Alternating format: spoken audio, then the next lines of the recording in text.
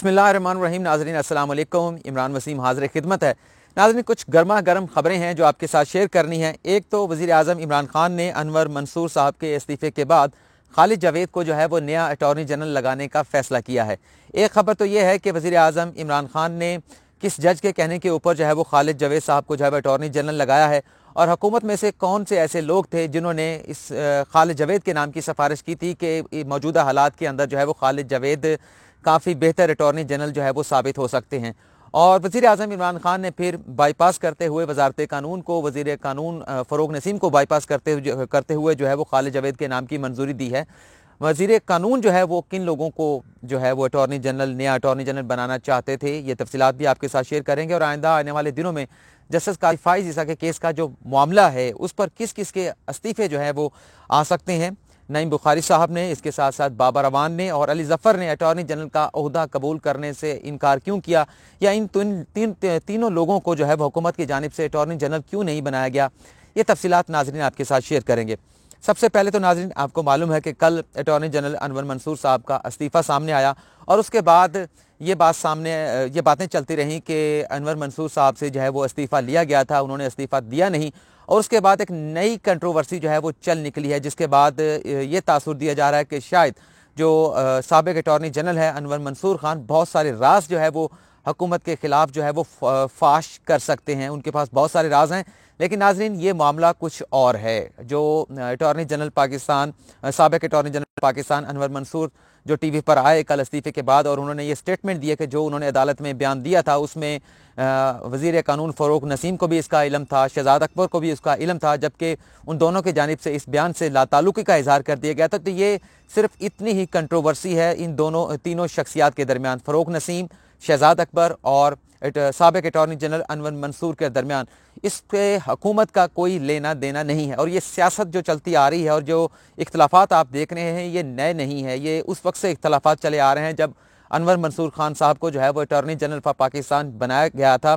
तब से साबिक अटॉर्नी जनरल अनवर मंसूर साहब को ये शिकायत थी कि वजारत कानून की जानिब से उनकी वजारत में मुदाखलत की जाती है। लेकिन बहरहाल ये एपिसोड ख़त्म हुआ।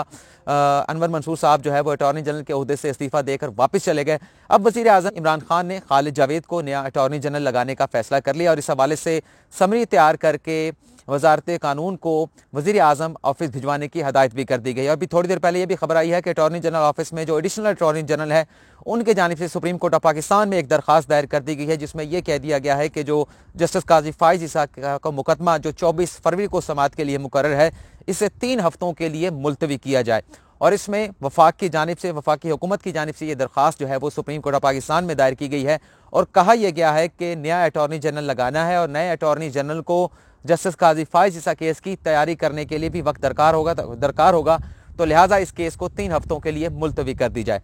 जहाँ तक बात है कि वज़ीर आज़म इमरान खान ने किस तरह से खालिद जावेद का नाम जो है वो इसकी मंजूरी दी, उन तक ये नाम कैसे पहुँचा, तो सबसे पहले तो नाज़रीन हुकूमती उन लोगों को हम बता देते हैं जिनकी जानिब से कहा गया था, जिनकी जानिब से खालिद जावेद का नाम प्रपोज किया गया। पहले तो वज़ीर आज़म इमरान खान से अली ज़फ़र की मुलाकात हुई थी। अली ज़फ़र साहब से कहा गया कि आप ये मनसब संभालें, आप ये जिम्मेदारियां संभालें, लेकिन उनके ऊपर लाइबिलिटी बहुत ज़्यादा है। करोड़ों रुपए की फ़ीस उन्होंने अपने बड़े बड़े क्लाइंट से ले रखी है। तो ज़ाहिर सी बात है कि जब आप फ़ीस ले चुके होते हैं तो फिर आपके ऊपर लाइबिलिटी बन जाती है कि आपको उन केसेस में अपेयर होना होता है।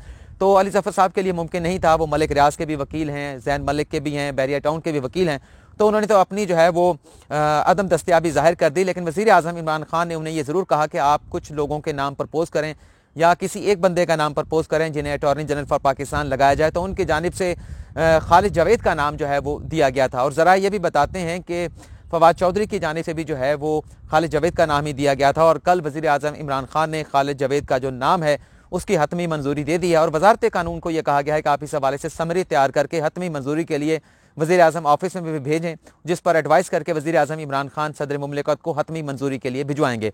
इस फैसले में वज़ीर आज़म इमरान खान ने वजारत कानून को जो है वो बाईपास किया है, क्योंकि जो वज़ीर कानून थे वो लगवाना चाहते थे। आबिद ज़ुबैरी साहब हैं, उनका ताल्लुक कराची से है, बड़े अच्छे लॉयर भी हैं, Sindh high court bar association के प्रेसिडेंट भी रह चुके हैं, तो उन्हें वो अटॉर्नी जनरल फॉर पाकिस्तान लगवाना चाहते थे, बनवाना चाहते थे। और उसके साथ साथ अहमद जमाल सुखेरा जो इस वक्त एडवोकेट जनरल पंजाब हैं, और वफाकी वज़ीर कानून जो फ़रूक नसीम हैं उनके भाई के वो ब्रदर इन लॉ भी हैं, तो उनका भी काफ़ी नाम जो है वो गर्दिश कर रहा था। लेकिन वज़ीर आज़म इमरान खान इस वक्त ये नहीं चाह रहे कि अदलिया के साथ किसी किस्म की महाजराई की जाए। और जो मैंने पहले बात की है कि किस जज के कहने के ऊपर जो है उन्हें अटॉर्नी जनरल पाकिस्तान लगाया गया। नाज़रीन, आपको मालूम होगा कि खालिद जावेद साहब कोई पहली मरतबा अटॉर्नी जनरल नहीं लग रहे। इसका एक बाकायदा पस मंज़र है कि वज़ीर आज़म इमरान खान ने किस जज के कहने के ऊपर जो है वो खालिद जावेद को जो है वो अटॉर्नी जनरल लगाया है। इसका थोड़ा सा पस मंज़र है। पस मंज़र यह है कि जब निगरान सेटअप आया था, इलेक्शन होने वाले थे जुलाई 2018 के, तो उस निगरान सेटअप में जो अटॉर्नी जनरल थे वो खालिद जावेद साहब थे। और जब आम इंतखाबात 2018 में वज़ीर आज़म इमरान खान इलेक्शन जीत गए तो निगरान सेटअप में जो खालिद जावेद साहब अटॉर्नी जनरल की जिम्मेदारी सर अंजाम दे रहे थे, तो वो ये चाह रहे थे कि हुकूमत अपना अटॉर्नी जनरल लगाए और वो इस इस्तीफ़े से मुस्ताफ़ी होकर अपनी वकालत जो है वो उस पर तवज्जो देंगे। और बड़े अच्छे वकील हैं, उनका चैम्बर बहुत अच्छा चलता है, उनकी भी लाखों करोड़ों रुपए में फ़ीसें होती हैं अपने खालिद जावेद साहब की भी। लेकिन उस वक्त जब वज़ीर आज़म इमरान खान ने इलेक्शन जीत लिया था, हुकूमत उनकी बनने जा रही थी, तो उनके लीगल टीम के दो बड़े मोतबर शख्सियात, दो बड़े अच्छे लॉयर्स जो है वो उस वक्त के चीफ जस्टिस साकिब निसार से जाके मिले।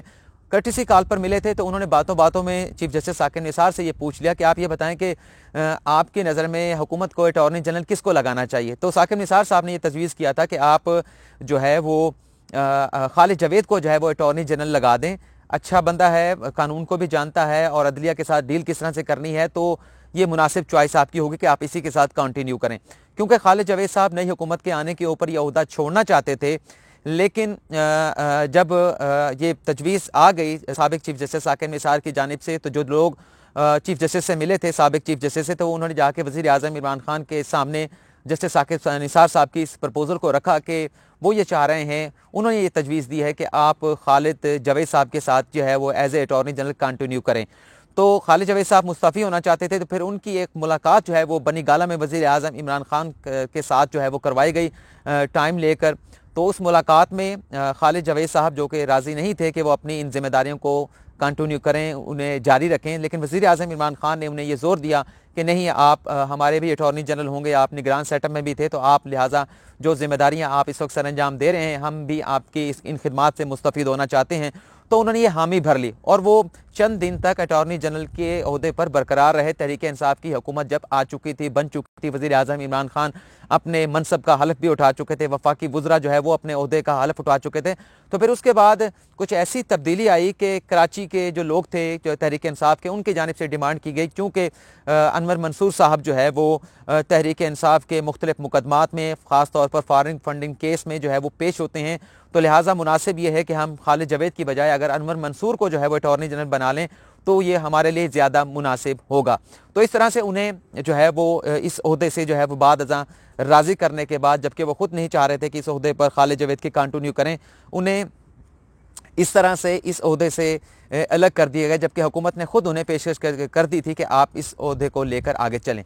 और फिर जब उन्हें हटा दिया गया तो फिर अनवर मंसूर साहब आए। तो ज़रा ये भी बताते हैं कि हुकूमत के इस फैसले के ऊपर गो के हुकूमत का अख्तियार था, हुकूमत लगा सकती है अपनी मर्ज़ी का अटॉर्नी जनरल जिसे मर्ज़ी लगाएं। तो साबिक चीफ जस्टिस भी इस फैसले से जो है वो खुश नहीं थे, और भी जजेस जो सुप्रीम कोर्ट के वो खुश नहीं थे। लेकिन चूँकि हुकूमत फैसला कर चुकी थी, उस फैसले पर अदालत की जानिब से या सुप्रीम कोर्ट के जजेस की जानिब से जो है वो कोई एतराज़ उस तरह से जो है वो नहीं उठाया जा सकता था। ये ज़राए हमें बताते हैं। लेकिन बहरहाल ये सिलसिला चलता रहा और फिर जैसा कि मैंने आपको बताया कि अब दोबारा जब ये अटॉर्नी जनरल का मामला खला पैदा हुआ है, अटॉर्नी जनरल के मनसब के ऊपर दोबारा से खालिद जावेद का नाम जब प्रपोज हुआ, तो वज़ीर आज़म इमरान खान को भी वो माजी की सारी बातें याद थी कि किस तरह से उनकी मुलाकात हुई थी खालिद जावेद के साथ और किस तरह से उनका नाम प्रपोज हुआ था। और अब फिर जो है उन्हीं का नाम जो है वो अली ज़फ़र की जानिब से प्रपोज़ किया गया, तजवीज़ किया गया। तो फिर वज़ीर आज़म इमरान खान ने इन्हीं के नाम की जो है वो मंजूरी दी। और इसमें एक और फैसला भी ये किया गया है। फैसला ये है कि जो लड़ाई है इस वक्त वज़ीर कानून की, शहजाद अकबर की या अटॉर्नी जनरल की, इनकी आपस की लड़ाई में या आपस की सियासत में जो है वो का जो मलबा है या इसका जो असरात हैं उसे वज़ीर आज़म इमरान खान की तरफ नहीं आने दिया जाएगा। ऐसा कोई चीज़ या कोई किसी अमल की इजाज़त नहीं दी जाएगी कि वज़ीर आज़म इमरान खान को किसी किस्म का नुकसान पहुँचे, PTI की किसी हुकूमत को किसी किस्म का नुकसान पहुँचे, वफाकी हुकूमत को किसी किस्म का नुकसान पहुँचे। और आगे चल कर अगर इस मामले पर मामला चलकर ख़राब होते हैं तो फिर इस्तीफ़े जो है वो ले लिए जाएंगे, जो वो उन तमाम अफराद से जो सारे अमल में जो रेफरेंस बनाने में या एविडेंस इकट्ठे करने में या डॉक्यूमेंट्स इकट्ठे करने में शामिल थे, उनसे इस्तीफ़े भी जो है वो आइंदा आने वाले दिनों में जो है वो ले सकते हैं, क्योंकि अब ये मामला काफ़ी ज़्यादा जो है वो उलझ चुका है और इसे सुलझाना हुकूमत, आप ये कह सकते हैं, ये नहीं कहा जा सकता कि अब मामला हुकूमत की कंट्रोल में नहीं है। हुकूमत इसे सुलझा सकती है, लेकिन उसके लिए हुकूमत को ज़ाहिर सी बात है फिर कुछ ना कुछ कुर्बानियाँ जो है वो देना होंगी।